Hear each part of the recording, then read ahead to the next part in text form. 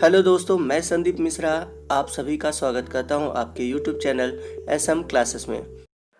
जैसा कि दोस्तों मैं आप सभी को बीएचयू बीएससी एंट्रेंस एग्ज़ाम की तैयारी करा रहा हूं और हमारा जो आज का टॉपिक है टेस्ट सीरीज़ का वो है प्रकाश संश्लेषण, जो कि मोस्ट इम्पॉर्टेंट है। तो यदि कोई भी एग्ज़ाम हो और उसमें बायो हो और बायो का ये जो टॉपिक है प्रकाश संश्लेषण वो मोस्ट इम्पॉर्टेंट होता है, क्योंकि ये टॉपिक इतना ब्रॉड है कि इससे ढेर सारे क्वेश्चन बनते हैं और सभी क्वेश्चन मोस्ट इम्पॉर्टेंट होते हैं।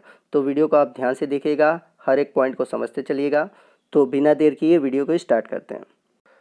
तो बढ़ते हैं अपने पहले क्वेश्चन की ओर। क्वेश्चन नंबर फर्स्ट है, photosynthesis is an enzyme regulated. तो प्रकाश संश्लेषण एंजाइम द्वारा नियंत्रित होने वाली कैसी प्रक्रिया है, आपको इसका आंसर बताना है। तो राइट आंसर है ऑप्शन ए, एनाबॉलिक प्रोसेस। तो मैं आप सभी को बता दूं कि एनाबॉलिक प्रोसेस में क्या होता है कि दो सिंपल सबस्ट्रेट मिलकर कोई कॉम्प्लेक्स प्रोडक्ट बनाते हैं।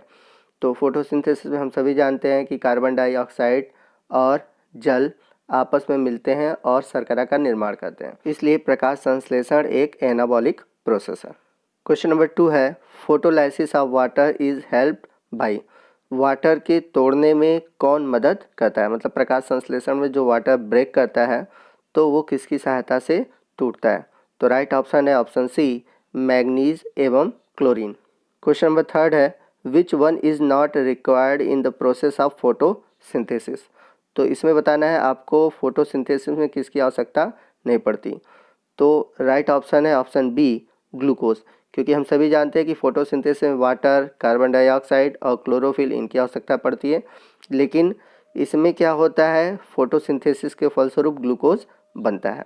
बढ़ते हैं अगले क्वेश्चन की ओर। क्वेश्चन नंबर 4 है, oxygen evolve by the green plant come from. Most important question है, आप इसको नोट कर लीजिए। तो क्वेश्चन ये पूछ रहा है कि फोटोसिंथेसिस में जो ऑक्सीजन बनता है ग्रीन प्लांट में वो किससे बनता है। तो याद रखिएगा, वाटर के ब्रेकडाउन से ऑक्सीजन बनता है। क्वेश्चन नंबर 5 है, which reaction is dependent on the production of light reaction. तो क्वेश्चन में पूछा गया है कि कौन सी अभिक्रिया है जो कि लाइट रिएक्शन पर निर्भर करती है। तो लाइट रिएक्शन के बाद डार्क रिएक्शन जो है वो लाइट रिएक्शन पे डिपेंड करती है, क्योंकि लाइट रिएक्शन में जो बनने वाला प्रोडक्ट है NADPH2 और ATP, ये जब तक नहीं बनेंगे तब तक डार्क अभिक्रिया नहीं होगी। तो इसलिए लाइट रिएक्शन में पहले ये प्रोडक्ट बनते हैं, फिर उसके बाद डार्क रिएक्शन होता है। बढ़ते हैं अगले क्वेश्चन की ओर। क्वेश्चन नंबर 6 है, क्रेंज एनाटॉमी इज़ फाउंड इन। तो आपको बताना है कि क्रेंज एनाटॉमी किस में पाया जाता है। बहुत ही इंपॉर्टेंट क्वेश्चन है। तो क्रेंज एनाटॉमी पाई जाती है C4 प्लांट में। तो आपका राइट ऑप्शन है ऑप्शन सी, C4 प्लांट। तो C4 प्लांट ऐसे प्लांट होते हैं जिनमें कि मीजोफिल सेल और उसके साथ साथ बंदल शीथ, इन दोनों में क्लोरोप्लास्ट पाया जाता है। इस कारण इनमें जो फोटोसिंथेसिस होता है वो दो सेल में होता है, एक तो बंडल शीथ में होता है और दूसरा होता है मीजोफिल सेल में। तो ये भी क्वेश्चन कभी कभी पूछा जाता है, तो वो भी इम्पॉर्टेंट है। बढ़ते हैं क्वेश्चन नंबर 7 की ओर। Which process creates an important difference between C3 and C4 plant. तो आपको बताना है कि वो कौन सी प्रक्रिया है जिससे कि C3 और C4 प्लांट एक दूसरे से अलग है। तो यदि हम बात करें ऑप्शन की, option number C, photorespiration. तो जो C3 प्लांट होते हैं उनमें फोटो रिस्पायरेशन होती है, बट C4 प्लांट में फोटो रिस्पायरेशन नहीं होती।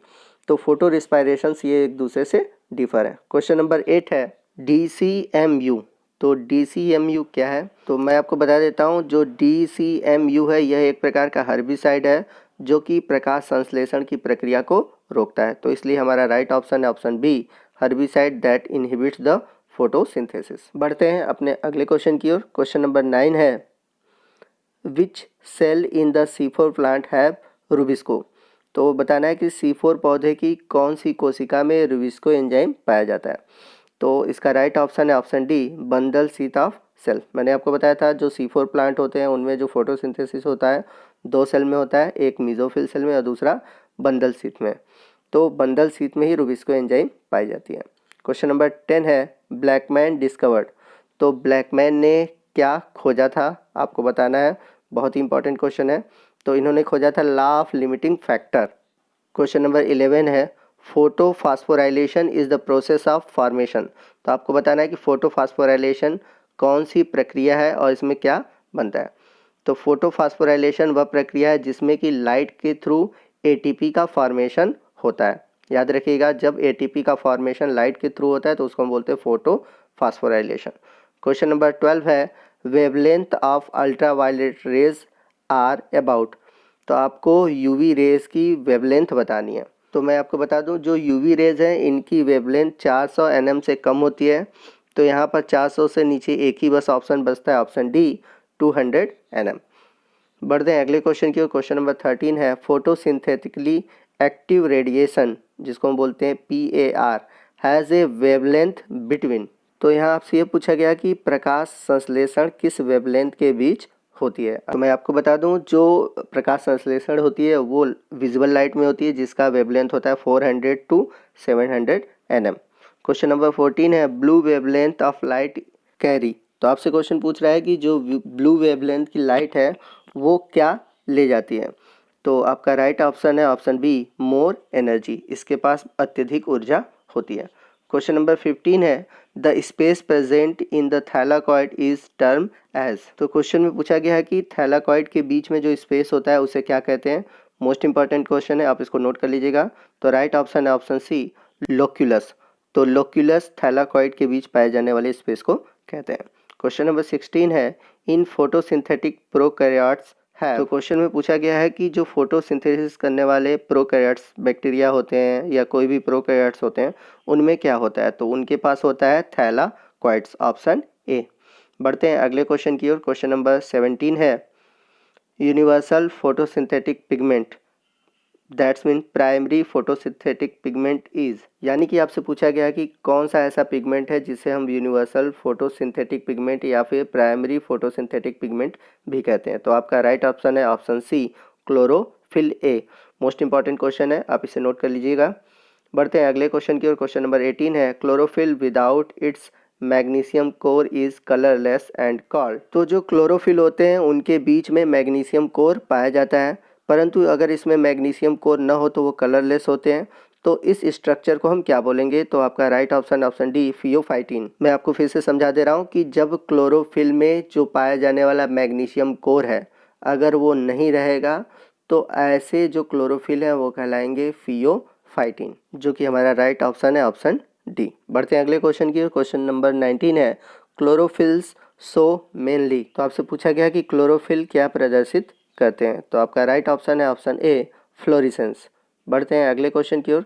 क्वेश्चन नंबर 20 है, photo respiration is also called. Photo respiration को हम क्या कहते हैं। तो आपका जो राइट ऑप्शन है option D, C2 cycle. Photo respiration को हम C2 साइकिल भी कहते हैं। बढ़ते हैं अगले क्वेश्चन की ओर। क्वेश्चन नंबर 21 है, which is not a 2 carbon compound. आपको बताना है कि इसमें 2 कार्बन कंपाउंड कौन सा नहीं है।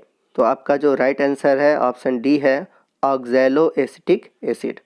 बढ़ते हैं अगले क्वेश्चन की ओर। क्वेश्चन नंबर 22 है, कैम प्लांट्स आर, यानी कि क्रेसुलेशियन एसिड मेटाबॉलिक प्लांट कैसे होते हैं। तो आपको ये बताना है। तो आपका जो राइट ऑप्शन है ऑप्शन डी, सकुलेंट। तो वैसे देखा जाए कि जीरोफाइट्स भी होते हैं, बट मोर करेक्ट आंसर है ऑप्शन डी, सकुलेंट्स। बढ़ते हैं अगले क्वेश्चन की ओर। क्वेश्चन नंबर 23 है, what is common between photosynthesis and respiration. तो फोटोसिंथेसिस और रिस्पायरेशन में कौन सी चीज़ कॉमन है, आपको ये बताना है।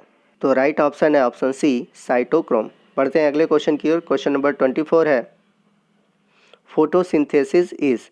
तो आपको बताना है कि प्रकाश संश्लेषण कैसी प्रक्रिया है। तो आपका जो राइट आंसर है ऑप्शन डी है, ऑक्सीडेशन रिडक्शन इंडरगोनिक प्रोसेस। तो फोटोसिंथेसिस यह प्रक्रिया है। बढ़ते हैं अगले क्वेश्चन की ओर। क्वेश्चन नंबर 25 है, रेड ड्रॉप इज। तो जब 680 nm वेवलेंथ के आगे बढ़ने पर अचानक क्वांटम यील्ड में ड्रॉप होता है, तो इस प्रोसीजर को हम बोलते हैं रेड ड्रॉप। तो आपका जो राइट ऑप्शन है option C, sudden drop in quantum yield. बढ़ते हैं अगले क्वेश्चन की ओर। क्वेश्चन नंबर 26 है, the empirical formula of chlorophyll a. तो आपको यहाँ पर बताना है कि क्लोरोफिल ए का कौन सा फार्मूला है। तो आपका राइट ऑप्शन है ऑप्शन सी, C55H72O5N4Mg। बढ़ते हैं अगले क्वेश्चन की ओर। क्वेश्चन नंबर 26 है, in photosynthesis photolysis of water is used in. तो प्रकाश संश्लेषण में जब वाटर टूटता है तो उसका यूज किस में होता है। तो मैं आपको बता दूं, उसका यूज़ होता है NADP के फॉर्मेशन में और NADP का वहाँ पर रिडक्शन होता है। तो right option A, reduction of NADP।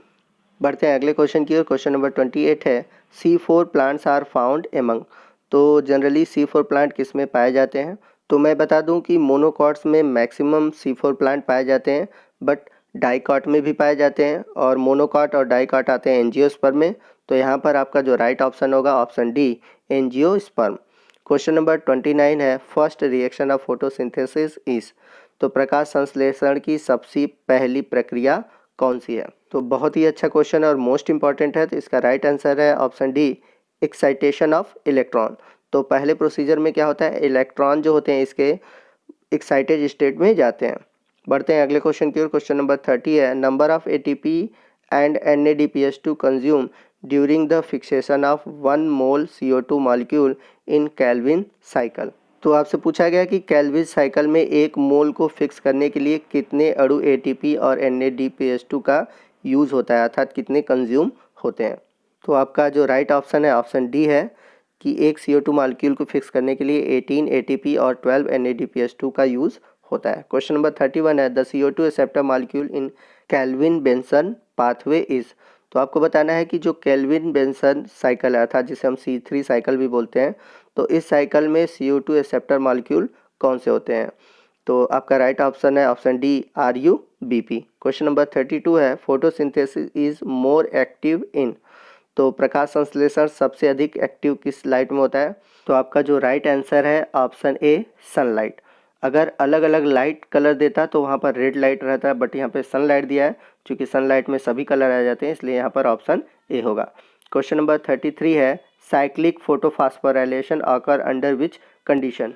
तो यहाँ आपको बताना है कि साइक्लिक फोटोफॉस्फोराइलेशन किस कंडीशन में होता है। तो आपका जो राइट आंसर है option B, anaerobic condition. Question number 34 है, copper containing pigment involved in photosynthesis is. तो फोटोसिंथेसिस में जो पिगमेंट होते हैं जिनमें कि कॉपर पाया जाता है, तो वो कौन से पिगमेंट होते हैं, मतलब कि कौन से पिगमेंट में कॉपर पाया जाता है? तो राइट ऑप्शन है option D, plastocyanin. Question number 35 है, सोलराइजेशन मीन्स। तो आपसे क्वेश्चन में पूछा है कि प्रकाश संश्लेषण में सोलराइजेशन का मतलब क्या है? तो राइट ऑप्शन है option A, photo oxidation of chlorophyll. बढ़ते हैं अगले क्वेश्चन की ओर। क्वेश्चन नंबर 36 है, which pigment system is inactivated in red drop. तो आपको बताना है कि कौन सा पिगमेंट सिस्टम इनएक्टिव हो जाता है रेड ड्रॉप में। तो आप सभी जानते हैं कि 680 पर PS फर्स्ट और PS सेकेंड दोनों काम करते हैं, लेकिन जो PS सेकेंड है, लेकिन 680 के बाद PS सेकेंड जो है वो इनएक्टिव हो जाता है। तो यहाँ पर आपका जो राइट ऑप्शन है option B, PS second only. बढ़ते हैं अगले क्वेश्चन की ओर। क्वेश्चन नंबर 37 है, पेप्को इज एसोसिएटेड विथ, मतलब कि पेप्को किससे संबंधित है? तो पेप्को का अर्थ है फास्फोइनाल पाइरुवेट कोएंजाइम, जो कि संबंधित है C4 प्लांट से।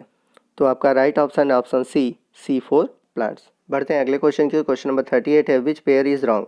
तो आपको बताना है कौन सा जोड़ा गलत है। ऑप्शन की ओर चलते हैं। Option D, hatch slack cycle OOA सही है, क्योंकि C4 या हैच स्लैक साइकिल में ऑक्जेलो एसिटिक बनता है। फिर उसके बाद कैल्विन साइकिल PGA, ये भी सही है।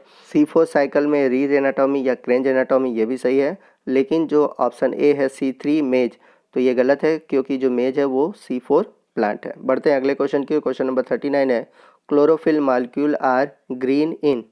तो आपसे पूछ रहा है कि क्लोरोफिल मॉलिक्यूल हरे दिखाई देते हैं क्यों? तो आप सभी जानते हैं कि जब कोई लाइट रिफ्लेक्ट होती है तो उसी कलर की दिखाई देती है। तो होता क्या है कि पत्तियों में जो ग्रीन कलर है वो ग्रीन कलर रिफ्लेक्ट होता है।